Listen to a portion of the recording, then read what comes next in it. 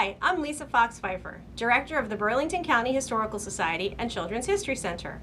Welcome to another video on the history of New Jersey. Today we're going to be talking about the Underground Railroad. Before 1860, there were about 4 million enslaved people in America. They lived and worked mostly in the South. Many of them wanted to escape to the North, to freedom, and thousands of them did on the Underground Railroad. The Underground Railroad is not a real railroad. It was a secret way for people to get from the South to the North and freedom. It was made up of groups of people and places who wanted to help people get to freedom. When you traveled on the Underground Railroad, you stayed in special hiding places throughout the South and North. The houses people stayed in were called stations, and the helpers were called conductors. New Jersey was an important state in the Underground Railroad network. Many people came through New Jersey on their way further north and into Canada.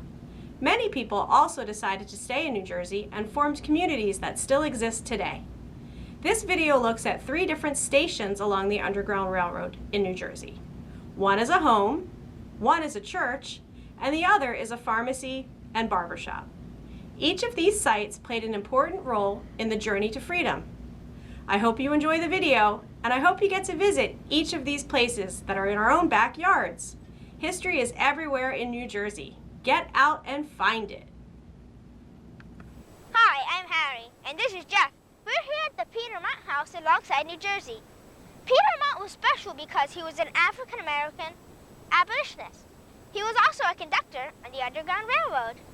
Yes, in the 1840s, he built this house behind us, this farmhouse.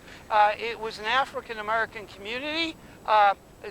It is now called Lawnside, but it was called Snow Hill, and it had another name that was very appropriate. What was that, Harry? New Haven. No, not New Haven, but you're so close. Very appropriate name, Free Haven, because formerly enslaved people came from the South, and they came to this little town in the first half of the 1800s and 19th century, and he was an important man in this town, Petermont. He not only was a conductor on the Underground Railroad and helped people in his house here that were going towards freedom, but he also was the superintendent of the Sunday school. He helped found a church in town, what is now Mount Pisgah Church, a very important person. And this is one of the African-American communities, the small African-American communities made up of people who were free and sometimes formerly enslaved. They founded these towns, and this is one of them. And this is an actual piece of Underground Railroad history that survives. That house is an original house. It is his house. Hi, we're here at another stop on the Underground Railroad. This is Coleman Town Meeting House. Yes, and Coleman Town Meeting House was in a very early African-American community in what is now Mount Laurel Township in Burlington County. And it was originally an African Methodist Episcopal Church, AME Church, and it was a site that gave refuge to formerly enslaved people who came up from the South looking for freedom on the Underground Railroad. This was replaced after the Civil War by Jacob's Chapel, which is right near us over there, and it became a school, a totally African-American school for many years. This is a very historic building, and it was across the street, and they moved it over here next to Jacob's Chapel to be part of the complex. There is a cemetery behind us that has some of the Still family buried there, and Dr. James Still, and we're going to go over there now and take a look at his grave. Now we're by Dr. James Still's grave, and the entire Still family had a lot to do with the Underground Railroad.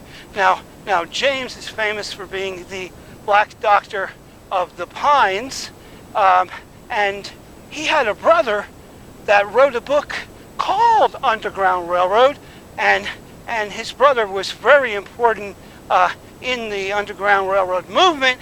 And what was his name? William Still. William Still, the author of the book Underground Railroad. Now we're in Medford Township at the site of the house of Dr. James Still, and also the still existing office building for his medical practice. Now, he was an herbalist and a person who was self-taught as a physician, but would go into the pines, in which he was actually born in the Pine Barrens, and he would find plants that were rare that had special medicinal qualities, and use them to help his patients and cure his patients. Harry, this looks a bit like it's been recently painted. Yeah, in fact, this building is being restored to be a museum. Oh, well, that's so very nice. Yeah, I see they have some work to do on the porch there. Yeah. Our missing porch. Yes. Well, it's very nice that they are saving this building. The whole family was very illustrious, with James' brother writing the book called The Underground Railroad, and having worked on the Underground Railroad. In fact, one of the people that his brother William found was his own brother, Peter, and Peter's buried in Burlington, and we had just seen the doctor's grave, so it's very nice that they're restoring the Still legacy here. This is another stop on the Underground Railroad tour. Behind us we have a famous abolitionist's house, and it was also a pharmacy. This person's house and pharmacy is William J. Allenson. Yes, it's his house and pharmacy, as you said. And Harry, he was an abolitionist, right? Yeah. What's an abolitionist? An abolitionist is somebody who wants to free slaves. That's right. And he was heavily involved in that movement. He had been for a number of years. In the 1830s, he helped raise money for a man named Severin Martin that was going to be taken back by his alleged owner, and they raised money to free him. He helped a barbershop that was right around the corner from him, and it was an African-American owned barbershop, and there they were hiding people in plain sight.